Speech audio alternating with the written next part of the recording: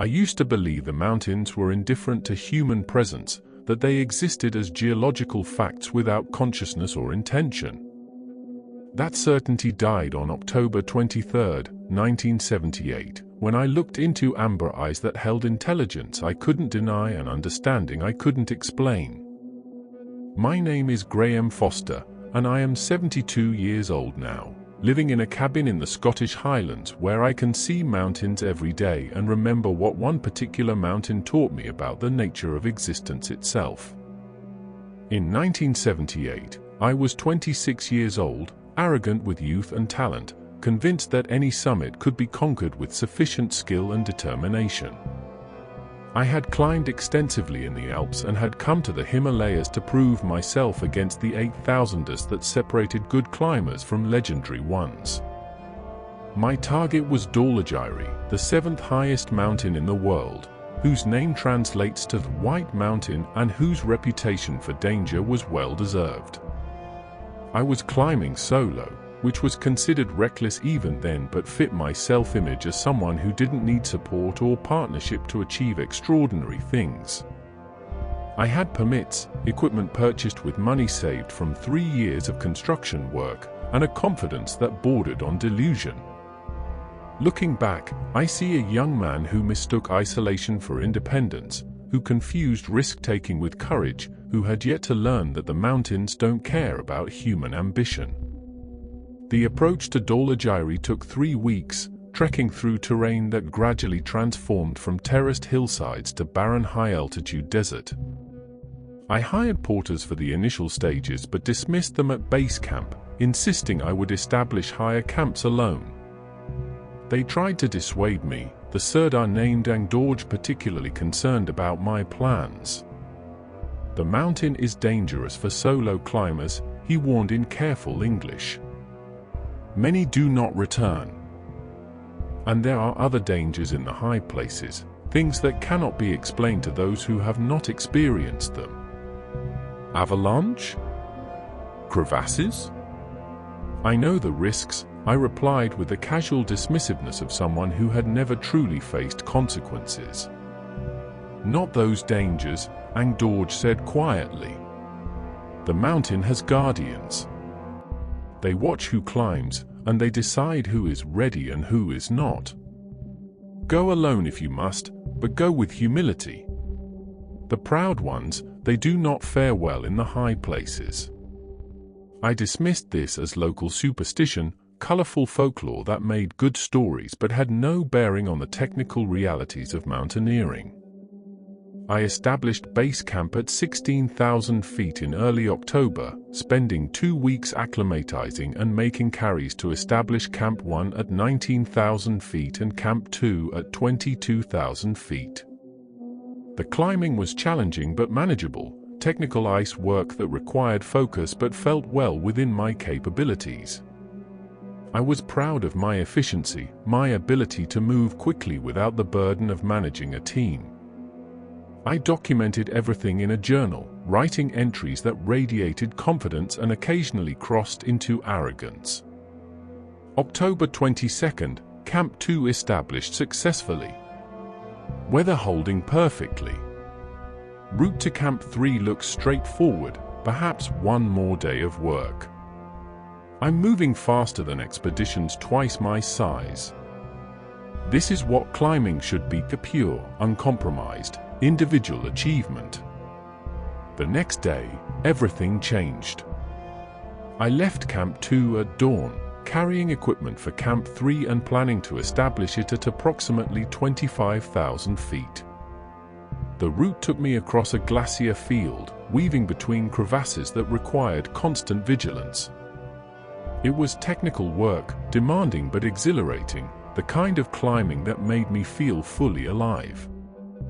I was midway across the glacier when I saw the tracks. Fresh prints in the snow, clearly made within the past few hours, showing a bipedal gait with a stride length that suggested something much larger than human. The prints were detailed enough to show individual toe impressions, 5 of them, with what appeared to be an opposable thumb-like digit. My first reaction was confusion rather than fear. There were no other expeditions in this area, no one who could have made these tracks. They were too large to be human regardless, each print nearly 20 inches long, pressed deep into the snow by considerable weight. I photographed them, using my ice axe for scale, my mind struggling to reconcile what I was seeing with what I believed possible. The tracks led across the glacier toward an area I had not planned to explore, away from my intended route to Camp 3. Professional judgment said to ignore them, to focus on my objective. But curiosity proved stronger than caution. I followed. Graham is about to discover something that will shatter everything he believes about the mountains and his place in them. If you're intrigued by where this journey leads, make sure to like this video and subscribe to our channel for more incredible stories. The tracks led me off the established route, across terrain that was technically challenging and objectively dangerous for someone climbing alone. I should have turned back, should have prioritized safety over curiosity. But I was 26 and convinced of my own invincibility, and the mystery of those tracks pulled me forward with an intensity one couldn't resist. After 2 hours of following the trail, I found myself in a small valley I hadn't seen on any maps, sheltered on 3 sides by ice formations that created a natural amphitheater.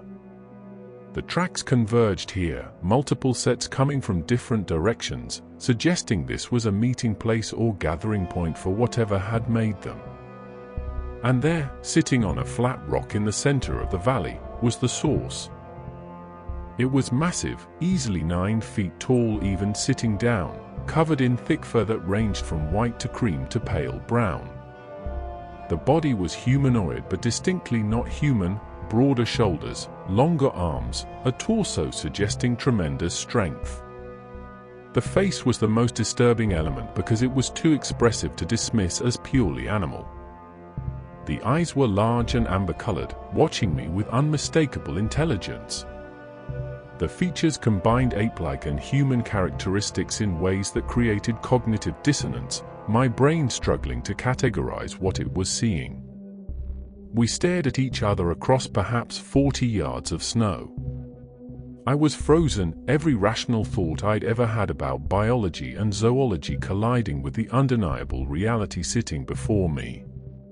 The creature, I had no other word for it, seemed equally interested in me, tilting its head slightly as if evaluating or puzzling over my presence. It made a sound, low and rumbling, that seemed to resonate through my chest rather than just my ears. Not threatening, but definitely communicative, as if it was trying to establish whether I understood some form of language. When I didn't respond, couldn't respond, my voice trapped somewhere between shock and awe, it stood. The full height was staggering. 9 feet became 9.5 when it straightened, its head level with ice formations I would have needed to climb to reach. But the movement wasn't aggressive or threatening. It was deliberate, controlled, almost ceremonial. The creature gestured toward me, then toward a spot near where it had been sitting, the meaning unmistakable, "Come closer." Every survival instinct I possessed screamed to run. This was a predator, potentially dangerous, certainly capable of killing me if it chose. But something deeper than instinct held me in place, a curiosity that transcended fear, a recognition that I was being offered something extraordinary if I had the courage to accept it. I walked forward slowly, my movements careful and non-threatening, crossing the 40 yards that separated us with my heart hammering so hard I could feel it in my throat. When I reached the spot it had indicated, perhaps 10 feet from where it stood, I stopped. The creature studied me for a long moment, those amber eyes seeming to look through me rather than just at me. Then it sat again, gesturing for me to do the same. I lowered myself to the snow, my legs shaking from adrenaline and altitude. We sat facing each other, human and something not human, in a valley that existed outside normal human experience. The creature reached behind the rock it had been sitting on and produced something that made my understanding of the situation shift dramatically. It was a carved wooden bowl, simple but clearly made with intention and skill. The creature dipped the bowl into a small stream I hadn't noticed, filling it with water, then extended it toward me. The gesture was so fundamentally social, so clearly an offer of hospitality rather than aggression, that I felt my fear transform into something closer to wonder. I accepted the bowl with trembling hands, noting how warm the wood felt despite the freezing temperature. I drank, the water cold and pure, and felt the creature's approval in some way I couldn't articulate. It made another sound, softer this time, and I felt communication. Not words, not language as I understood it, but meaning that bypassed verbal cognition to deliver understanding directly. The creature was greeting me, acknowledging my presence, establishing that this was encounter rather than confrontation. I tried to respond, my voice rough and uncertain. "I'm Graham. I'm climbing the mountain. I didn't mean to intrude." The creature tilted its head again, and I had the distinct impression it understood, if not my specific words, then certainly my intention to communicate peacefully. It reached out slowly, giving me time to flinch or retreat if I chose, and touched my shoulder with one massive hand. The contact triggered something I still can't fully explain. Knowledge flooded into my consciousness, not images exactly, not words, but pure understanding that seemed to download directly into my brain. I saw the mountains as the creature saw them, not as obstacles to be conquered but as living systems, complex and interconnected, deserving respect rather than domination.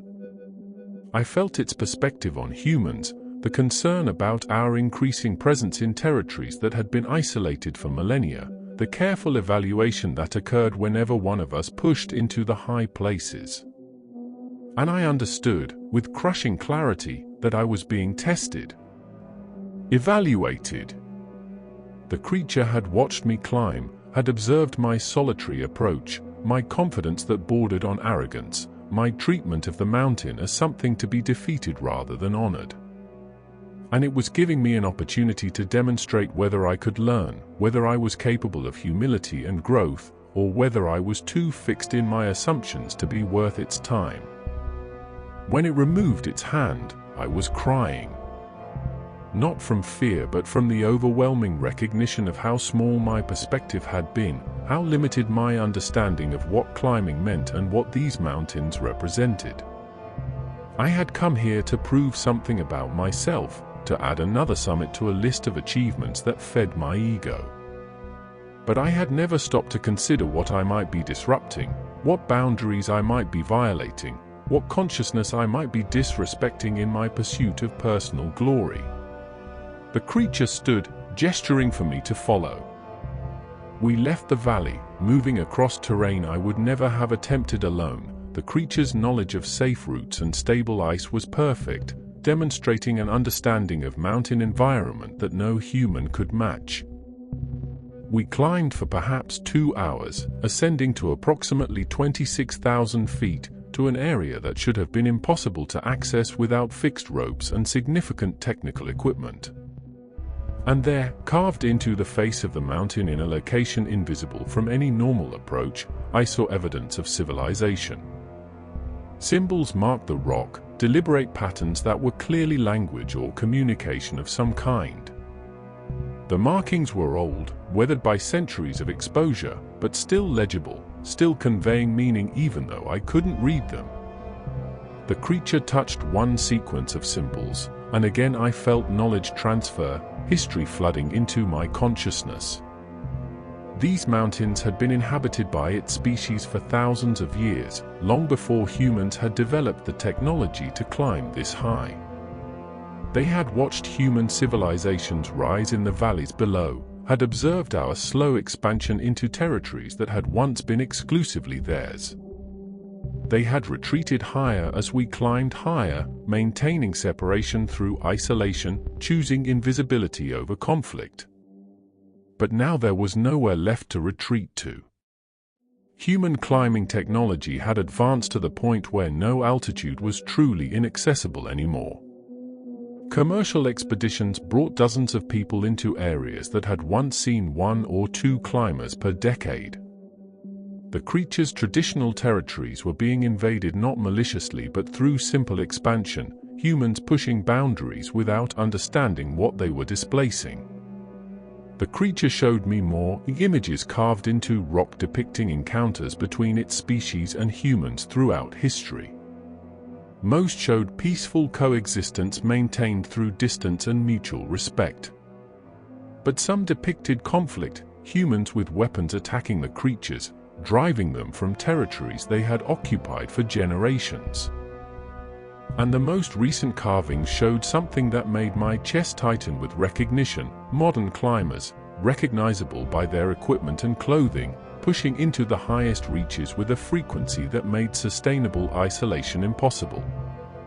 The creature was showing me why it had approached me, why it had risked contact.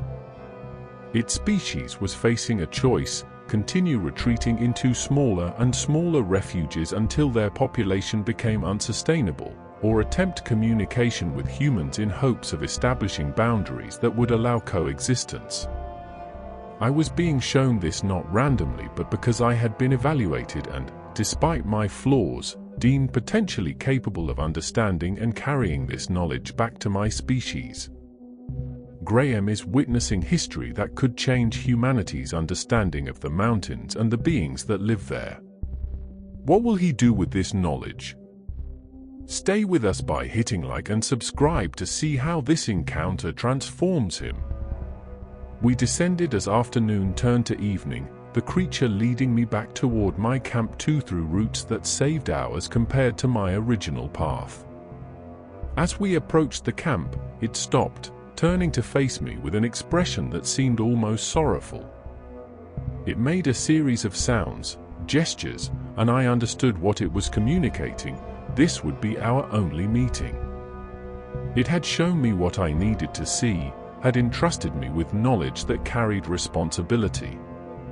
Now I had to choose what to do with that knowledge: return to my climb, pursue the summit I had come for, carry on as if this encounter had never happened. Or transform, recognize that some achievements mattered less than some responsibilities, understand that being shown truth created obligation. The creature reached out one final time, placing its hand on my chest directly over my heart. I felt warmth spread through my body, felt something settle into my consciousness that I would carry for the rest of my life. Then it turned and moved away across the ice, its white fur making it increasingly difficult to see against the snow, until it vanished entirely as if it had never been there. I stood outside my tent as darkness fell, staring at the mountain that had seemed so straightforward that morning and now felt impossibly complex. The summit was still there, still achievable with the equipment and acclimatization I had. But the reason for climbing it had evaporated during those hours with the creature. What did reaching the top mean if it came at the cost of displacing beings who had inhabited these heights for millennia? What was the value of personal achievement if it contributed to the destruction of something precious and irreplaceable? I spent that night in my tent, not sleeping but thinking, processing, feeling the weight of responsibility settle onto shoulders that had only ever carried ambition before. By morning, my decision was made. I would descend. Not in defeat, not because I lacked the ability to summit, but because continuing upward felt like violation now that I understood what I would be violating. The descent took 2 days, reversing the progress I had made over 3 weeks, dismantling camps that had represented such pride when I established them. Each step downward felt simultaneously like failure and liberation: failure to achieve the goal I'd set, liberation from the need to achieve it. By the time I reached base camp, I felt fundamentally changed in ways I couldn't yet articulate. Ang Dorj was waiting, his expression knowing rather than surprised. "You met the Guardians," he said simply when I emerged from the approach route. How did you know? Because you are different. The ones who meet the guardians and truly see them, they come back changed. The mountain tests everyone who climbs. But the guardians test something deeper, whether we can learn, whether we deserve to share these spaces. I told him everything, the encounter, the symbols, the history I had been shown. Ang Dorje listened without interruption, his face reflecting recognition rather than skepticism. When I finished, he nodded slowly. My grandfather met one in 1923, he said. He was guiding a British expedition, and he encountered a guardian near Camp 5 on Everest. The guardian showed him what you were shown, that the mountains are not empty wilderness waiting to be conquered but inhabited territory that deserves respect. My grandfather became a different kind of guide after that, one who taught climbers to approach mountains with humility rather than arrogance. This is why I tried to warn you. I recognized the pride in you, knew it would either break you or transform you if you pushed high enough. What should I do now? I asked, feeling lost in ways that had nothing to do with navigation. You carry the knowledge forward. You become someone who understands that climbing is not about conquest but about relationship, about learning to exist in these spaces without destroying what makes them sacred. And you find others who can understand this, who can help protect what the guardians have shown you needs protecting. I left Nepal in November 1978, returning to Scotland with no summit achieved but with knowledge that felt heavier and more valuable than any mountaineering accomplishment. I tried to return to my previous life, the construction work, the climbing community, the pursuit of increasingly difficult ascents. But everything felt hollow now, colored by awareness that most climbers approached mountains with the same destructive ambition I had carried to Dhaulagiri. I began writing, attempting to articulate what I had learned in ways that would resonate with other climbers without sounding like mystical nonsense. I published articles about ethical mountaineering, about the importance of leaving areas unclimbed, about recognizing that some peaks should remain inviolate. The climbing community's response was mixed. Some dismissed me as someone who had failed a summit and was rationalizing that failure through pseudo-philosophy. Others recognized something genuine in my arguments, began asking questions about what I had experienced that had changed my perspective so dramatically. In 1982, I was contacted by a Norwegian climber named Bjorn Andersen who had read my articles and wanted to share his own experience. We met in Oslo, and over the course of a long evening, he described an encounter on Nunga Parbat that paralleled mine in crucial ways: contact with beings that shouldn't exist, knowledge transferred through means that transcended normal communication, and the burden of carrying truth that couldn't be proven and would be dismissed by most who heard it. There are others, Bjorn told me. Climbers across multiple generations who have encountered the guardians and been changed by it. We're scattered, often isolated, carrying knowledge individually because we don't know how to share it collectively. But perhaps we should find each other, create a network of people who understand what needs protecting and why. Over the following years, we built that network, slowly, carefully, identifying climbers whose experiences or perspectives suggested they might have encountered the guardians or at least be open to understanding that such encounters were possible.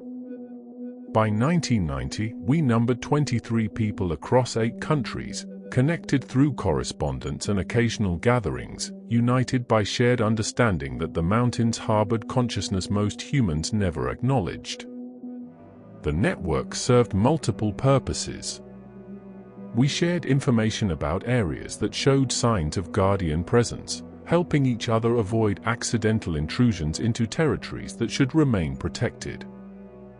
We advocated for conservation policies that preserved high-altitude wilderness, not through explicit revelation about what lived there but through arguments about ecological importance and cultural significance. And we supported each other through the isolation that came from carrying knowledge most people couldn't accept. but the Guardians themselves remained elusive. My 1978 encounter was unique. Most network members had experienced only distant sightings or indirect evidence of presence. Some questioned whether the beings existed at all or whether we were all suffering from some form of altitude-induced delusion that created consistent hallucinations across unconnected individuals. These doubts intensified in the 1990s as technology advanced and the mountains became more accessible. Satellite imaging, GPS, and improved climbing equipment made previously remote areas reachable by anyone with sufficient resources. Commercial expeditions to 8,000ers became common, bringing hundreds of climbers annually into territories that had once seen a handful. If the Guardians existed, why weren't more people encountering them? Why had contact seemingly decreased even as human presence increased? I returned to Dolagiri in 1996, 18 years after my first visit, drawn by a need to verify that my memory was real and not the product of youthful imagination amplified by altitude. I was 44 years old, my body no longer capable of the aggressive solo climbing I had attempted in my 20s. I hired a guide, Ang Dorj's son, Pemba, who had inherited his father's knowledge of the Guardians, and approached the mountain with the humility I had lacked the first time. We trekked to the area where I had encountered the creature, following routes I remembered imperfectly after nearly 2 decades. The landscape had changed, glacier retreated, ice formations altered, the small valley where we had sat together transformed by years of environmental shifts. But I found the rock face with the symbols, weathered further but still legible, still conveying meaning that transcended language. I sat there for hours, opening my mind to any communication that might come, hoping for contact or at least confirmation that I hadn't imagined everything that had shaped my adult life. Nothing came. No presence, no communication, no sense of being observed by consciousness beyond my own. Pemba found me as twilight approached. "They are not gone," he said, reading my disappointment accurately. "But they are more careful now. Human presence has increased too much. They watch from further away, reveal themselves more rarely. Perhaps they have concluded that communication is too risky, that humans cannot be trusted with knowledge of their existence." Then what was the point of showing me in 1978? I asked, frustration and sadness warring in my voice. Why reveal themselves if they intended to withdraw again? Perhaps they were hoping humanity would change, would learn from those they contacted. Perhaps your encounter was a test of our species, and we failed it by continuing to expand into territories we were asked to respect. Pemba paused, looking at the mountain rising above us. Or perhaps the Guardians are still there, still watching, waiting to see if we can evolve into something worthy of sharing these spaces with them. Graham's journey has taken him from arrogant youth to humble seeker, but the Guardians remain elusive. Will he find them again, or has his chance passed forever? Make sure you're subscribed and hit like to witness the conclusion of this 40-year search. We descended the next day, my question unanswered but my conviction unchanged. The encounter had been real, the knowledge transferred had been genuine, and the responsibility remained regardless of whether I ever saw the Guardians again. I had been given a gift and a burden in 1978, and I would carry both for the rest of my life whether or not I received further confirmation. The network continued growing through the late 1990s and early 2000s, adapting to internet communication that made connection easier but also made secrecy more difficult. We developed protocols for sharing information without attracting unwanted attention, for advocating conservation without revealing the true motivations. And we accepted that we might be the last generation to have direct contact with the Guardians, that whatever window had briefly opened in the 1970s and 80s might be closing permanently. But in 2015, something changed. A young British climber named Oliver Hayes contacted me through the network, claiming he had encountered a guardian on Muckaloo and had been shown something I needed to see. We met in Edinburgh, and what Oliver described was both familiar and unprecedented. The guardian had communicated with him more explicitly than my 1978 encounter, using symbols and gestures to convey specific information. The creature's population had declined dramatically. Perhaps 30 individuals remained across the entire Himalayan range, scattered and isolated, their traditional territories made uninhabitable by climate change and human encroachment. But they were not simply withdrawing or going extinct. They were transforming, adapting, changing their relationship with the mountains in ways Oliver struggled to explain. They're becoming less physical, Oliver said, his frustration evident at the inadequacy of language. Not disappearing, but transitioning into something else. The Guardian showed me images of this, like they're merging with the mountains themselves, becoming consciousness embedded in the landscape rather than beings moving through it. I don't know if it's evolution or death or something else entirely. But the Guardian wanted someone to know, to record that this is happening, so that when the last physical guardians are gone, we'll understand they didn't simply die out. Oliver's revelation transformed my understanding of what I had witnessed in 1978. The Guardians weren't just a species facing extinction, they were undergoing metamorphosis, transitioning from physical to something else, something that existed beyond conventional biology. It explained why encounters had become rarer even as human presence increased, why the beings seemed to be withdrawing in ways that went beyond simple relocation to more remote areas. I organized a gathering of the network in 2016, bringing together 37 people who had experienced Guardian encounters or devoted their lives to protecting the territories where such encounters occurred. We met in a remote location in the Austrian Alps, far from the Himalayas, to avoid drawing attention to the regions we were trying to protect. Oliver presented his experience to the group, describing the images the Guardian had shown him, beings that appeared increasingly translucent, their physical forms becoming less substantial while their consciousness seemed to expand, merging with rock and ice and wind.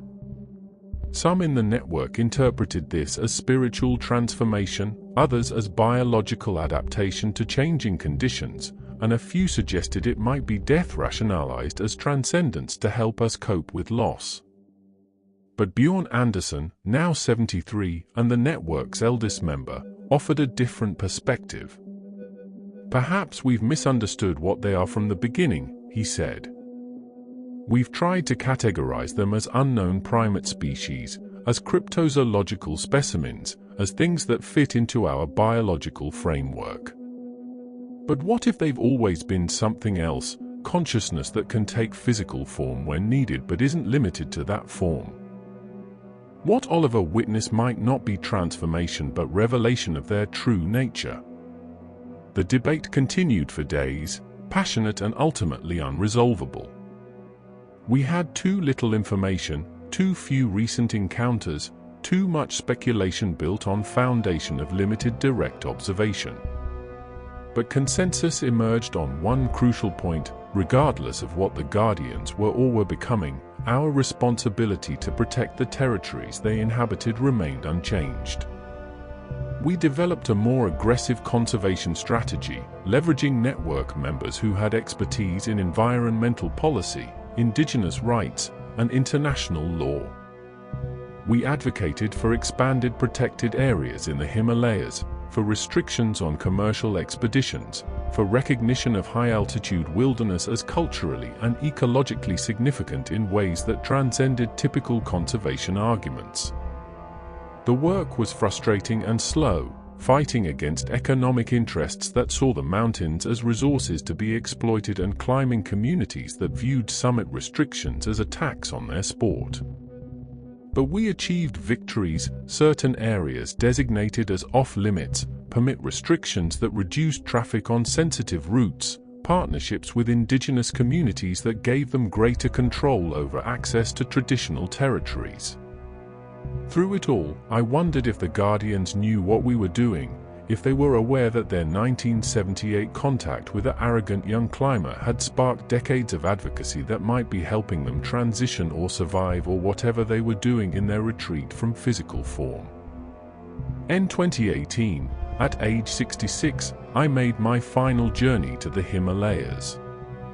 My body was failing in the ways bodies do after decades of high-altitude abuse, my lungs scarred from repeated bouts of pulmonary edema, my joints deteriorated from cold exposure, my heart struggling with the after-effects of too many days spent where oxygen was insufficient.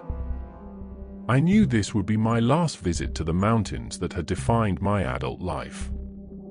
Pemba guided me again, understanding without explanation that this was pilgrimage rather than expedition. We didn't attempt high altitude, staying below 20,000 feet, visiting locations where Guardian encounters had been reported over the decades. I was documenting, recording, trying to create a comprehensive archive of everything the network had learned over 40 years. At a small monastery near Tengboche, I met a monk named Lama Dorje who claimed his grandfather had been one of the last humans to communicate regularly with the Guardians. The grandfather had died in 1995, but he had left detailed records, not written, as the monastery's tradition was oral, but memorized and passed down through careful teaching. My grandfather said the Guardians were becoming wind, Lama Dorje told me through Pemba's translation. Not metaphorically, but actually. They were learning to exist as patterns in air movement, as consciousness carried by weather systems, as awareness embedded in the mountains themselves. He said they showed him this transformation, wanted him to understand so that when people no longer saw them, someone would know they had not simply died. The description matched what Oliver had reported, providing confirmation across decades and cultures that this transformation was real, observable by multiple witnesses, consistent in ways that made dismissing it as delusion or fabrication increasingly difficult. Did your grandfather say why they were transforming? I asked. Because the world was becoming inhospitable for physical form, but their purpose remained. They were guardians of sacred spaces, protectors of thresholds between ordinary and extraordinary. That role didn't require bodies, only consciousness and presence. So they learned to exist in ways that didn't require the physical vulnerabilities that made them susceptible to human expansion and environmental change. The Guardians are evolving beyond physical form, becoming something humanity has no framework to understand. Graham's 40-year journey is approaching its end. Make sure you're subscribed and hit like to witness how his story concludes. I spent a week at the monastery, recording everything Lama Dorje could remember of his grandfather's teachings. The knowledge was fragmentary, filtered through generations and translation, but it provided context for what I had experienced in 1978. The Guardian hadn't just been showing me its species history, it had been preparing me to witness and document their transition, ensuring that when they moved beyond physical form, some humans would understand what had happened. Pemba and I trekked to Dolagiri one final time, reaching the valley where my transformation had begun 40 years earlier. The area was barely recognizable. Glacial retreat had dramatically altered the landscape, the small valley now a boulder field, the ice formations that had created the natural amphitheater melted away or collapsed. But the rock face with the symbols remained, weathered nearly smooth but still carrying faint traces of the markings I remembered. I sat before it as I had in 1996, opening my mind to any presence that might still linger in this place. And this time, I felt something. Not physical presence, not a creature I could see or touch, but awareness that seemed to emanate from the mountain itself. It wasn't communication in any conventional sense, no words, no images, no direct transfer of knowledge. But I felt recognized, acknowledged, understood by consciousness that had been waiting 40 years to complete a circle. The presence conveyed simple gratitude, recognition that I had honored the trust placed in me in 1978, that I had spent my life advocating for protection rather than exploitation, that I had helped create networks and policies that might allow the Guardians to complete their transformation without complete disruption. I hadn't solved everything, hadn't prevented all damage, but I had done what one person could do with the knowledge and resources available. And then I felt release, as if the presence had been holding something in place until it could deliver this final message. The awareness faded, not disappearing but diffusing, becoming part of wind and rock and sky in ways I could sense but not observe. The transformation was complete, or nearly so, the Guardians moving into forms that human perception couldn't easily detect or categorize. I sat crying in that boulder field, grieving for loss while recognizing it might not be loss at all but simply change beyond my ability to fully comprehend. Pemba found me as evening approached, understanding from my expression what had occurred. "They said goodbye," he observed quietly. "They said thank you," I corrected. "And they released me from obligation. Whatever happens now, it's not my responsibility to carry anymore. The next generation inherits both the knowledge and the burden." I returned to Scotland in late 2018, settling into the cabin in the Highlands where I would spend what I expected to be my final years. The network continued without my direct leadership, younger members taking positions of authority, adapting strategies to contemporary challenges I no longer fully understood. I became advisor rather than leader, historian rather than activist, keeper of knowledge rather than implementer of policy. But the Guardian story wasn't finished, even if their physical presence might be. In 2020, during the global pandemic when mountains saw fewer climbers than they had in decades, reports of encounters increased dramatically. Climbers describing feelings of presence at high altitude, of being watched and evaluated by consciousness they couldn't see. Scientists detecting unusual patterns in weather systems around sacred peaks, atmospheric anomalies that seemed to show organization and intentionality. The network debated what this meant. Were the Guardians, in their transformed state, more rather than less active? Had the reduction in human presence allowed them to operate more openly? Or were we seeing confirmation that their consciousness had successfully merged with environmental systems, that they now existed as patterns in weather and geology rather than as individual beings? Oliver Hayes, who had become the network's primary theorist about Guardian transformation, published a paper in an obscure journal exploring consciousness as environmental phenomenon. He couldn't mention the Guardians explicitly, but anyone familiar with our work recognized what he was describing: deep awareness that existed in patterns of wind and weather, that could manifest as physical sensation of presence, that operated at scales larger than individual bodies. The paper was largely ignored by mainstream science but found audience among researchers exploring consciousness from non-traditional perspectives. A small but growing community began investigating whether consciousness might exist in forms and at scales that conventional neuroscience couldn't detect, whether awareness might be property of complex systems rather than requiring biological substrate. I watched these developments with mixture of hope and concern. Hope that humanity might be developing frameworks to understand what the Guardians had become.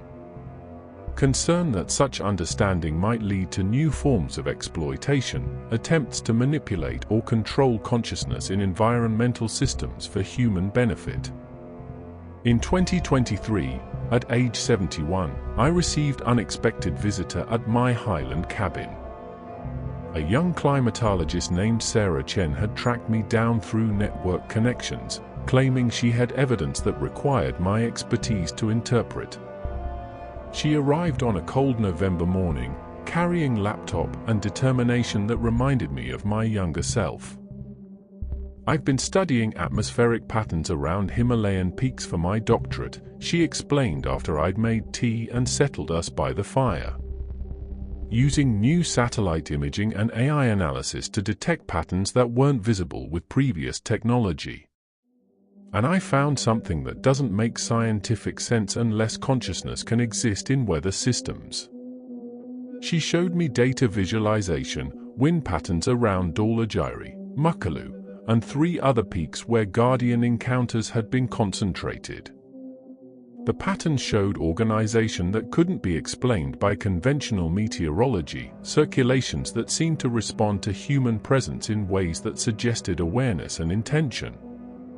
These patterns appear when climbers approach certain altitudes, Sarah continued.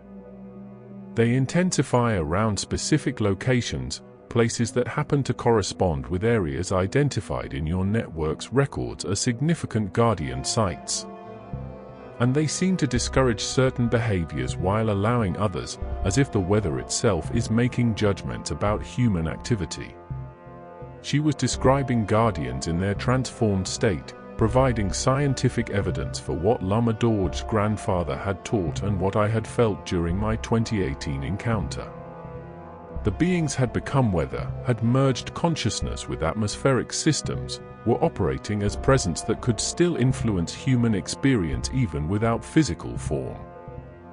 What should I do with this data? Sarah asked. Publishing it would create sensation, but without context about what it represents, people will draw wrong conclusions. But keeping it secret means missing opportunity to advance understanding of consciousness and environmental systems. It was the same dilemma I had faced 45 years earlier, the same choice every network member confronted when knowledge demanded either revelation or protection. I spent 3 days discussing it with Sarah, sharing everything I could about the Guardian's history and transformation, helping her understand the full context of what her data represented. In the end, Sarah made the choice that felt increasingly inevitable as technology advanced and evidence accumulated. She published her findings with careful framing that acknowledged anomalies without claiming consciousness, that presented questions rather than conclusions, that invited further research while advocating for protection of the regions where patterns appeared strongest.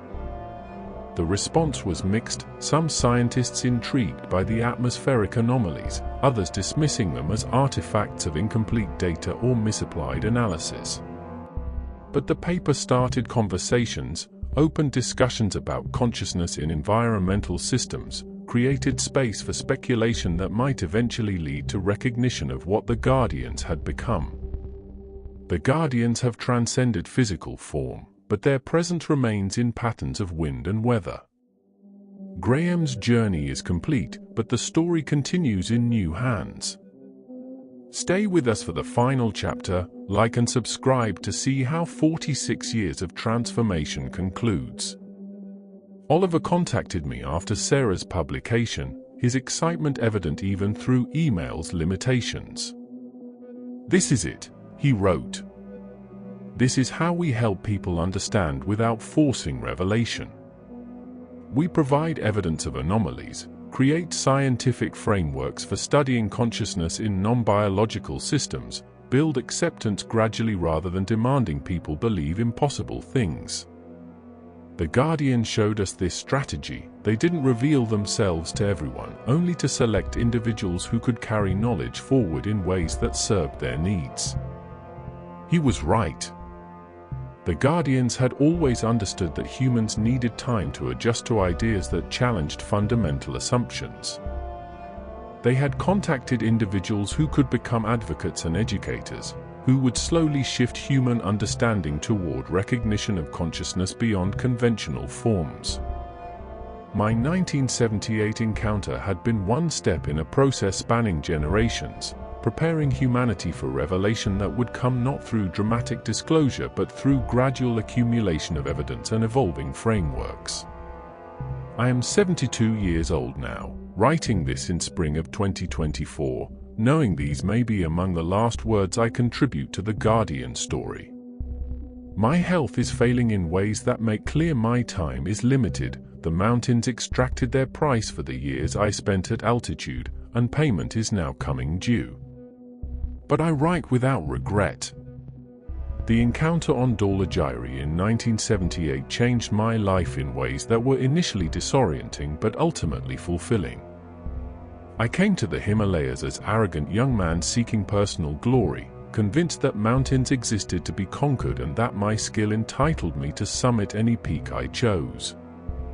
I left as someone fundamentally transformed, understanding that consciousness exists in forms beyond human experience, that wisdom often requires humility rather than assertion, and that some achievements matter less than some responsibilities. I spent 46 years honoring the trust placed in me by a being that should not have existed according to everything I had been taught. I advocated for conservation without being able to explain the full reasons why certain areas needed protection. I built networks of people who understood that mountains harbored mysteries deserving respect rather than exposure.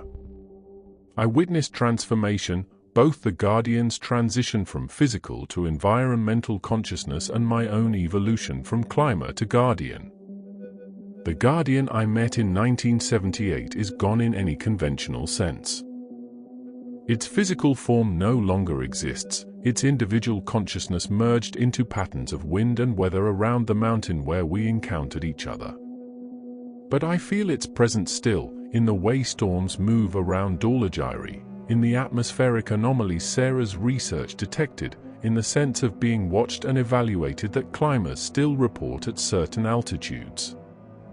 The species, if they were ever truly a species in biological sense, has completed its transformation. Perhaps 30 physical guardians existed when I met one, now there may be none, all having transitioned into forms that human perception struggles to detect or categorize. But their consciousness persists in the mountains, in the weather systems that Sarah studies, in the environmental patterns that continue to influence human experience at high altitude. I have documented everything I can remember, everything the network learned, everything that might help future generations understand what existed and what still exists in transformed state. These records will be preserved, released gradually as humanity develops frameworks to receive them, used to advocate for continued protection of regions where Guardian consciousness remains concentrated. The network continues to grow, now numbering over 80 people across 4 continents, united by encounters or experiences that suggest Guardian presence.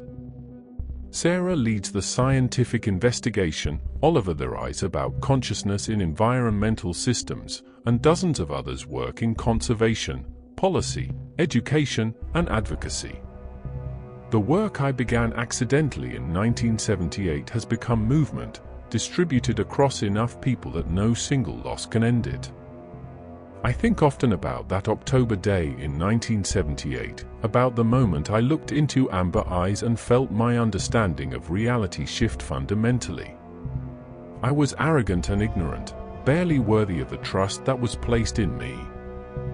But the Guardian saw something, potential perhaps, or maybe just the capacity to learn and change. It took a chance on me, revealed truth that I could have exploited for fame or fortune, and trusted that I would choose guardianship over exposure. I made that choice. Not perfectly, not without mistakes and doubts, but consistently over 46 years. I protected what needed protecting, revealed what could be safely revealed, and built networks that will continue the work after I am gone. The mountains taught me that consciousness is more varied than we imagine, that intelligence exists in forms beyond our current categories, that the boundaries between species and between physical and non-physical are more permeable than conventional science acknowledges. The Guardian showed me these truths not through argument but through direct experience, through encounter that bypassed skepticism to deliver understanding that transformed me. I am grateful for that transformation. For the opportunity to witness something extraordinary, to participate in conservation of consciousness that might otherwise have been lost, to spend my life in service of understanding larger than individual achievement. I came to the mountains seeking glory and found purpose instead. I came to conquer peaks and learn to honor them. I came as arrogant youth and returned as someone beginning to understand humility. The guardian that met me in 1978 gave me a gift that shaped everything that followed, not just knowledge but perspective, not just information but transformation. It trusted me when I barely deserved trust, and I have spent my life trying to prove that trust was warranted. Now, approaching the end, I can say with confidence that the Guardian's transformation was not death but evolution, not extinction but metamorphosis. They exist still, in patterns of wind around sacred peaks, in atmospheric anomalies that science is beginning to detect, in the sense of presence that climbers feel when they approach boundaries that should not be crossed. They have become the mountains in ways that transcend metaphor, merging consciousness with geological and atmospheric systems, existing as awareness embedded in environment rather than as individuals moving through it. And they continue to watch, to evaluate, to sometimes reveal themselves to individuals they deem ready for transformation. The network documents these encounters, fewer than in previous decades but still occurring, still following the pattern of evaluation and selective revelation that has characterized guardian behavior throughout recorded history. I will not witness the conclusion of this story. That belongs to generations who will inherit both the knowledge I've preserved and the challenges that continue to evolve. But I can say with certainty that what began on Dolagiri in 1978 matters, that the Guardian's decision to reveal itself to arrogant young climber created ripples that continue to expand, that consciousness once recognized cannot be forgotten even when it transitions beyond forms we easily perceive. Graham Foster's journey ends here, but the Guardian story continues in transformed state, in the wind patterns around sacred peaks, in the consciousness embedded in mountains that humanity is only beginning to recognize. An arrogant alpinist climbed the Himalayas in 1978 seeking personal glory. He met a Yeti that changed his life forever, transforming him from conqueror to guardian, from climber seeking summits to protector of consciousness most will never acknowledge. For 46 years, he honored trust placed in him by a being that should not have existed, building networks and advocating for protection, witnessing transformation from physical to environmental consciousness, preparing humanity for revelation it may not yet be ready to receive. The mountains remember. The guardians persist in forms beyond conventional perception. And those who have been touched by encounter carry responsibility to protect, to advocate, to slowly shift human understanding toward recognition of consciousness in all its varied manifestations. Thank you for witnessing this testimony. Share it if you believe transformation is possible, both for individuals and for species. Remember it if you believe consciousness transcends the biological forms we easily recognize. Honor it if you understand that some encounters change us forever, turning arrogance into humility, ambition into purpose, conquest into guardianship. The mountains are still watching. The guardians still evaluate. And somewhere, in wind patterns around sacred peaks, ancient consciousness persists, waiting for humanity to evolve into species worthy of sharing these spaces with awareness that predated our existence and may outlast our presence on this world.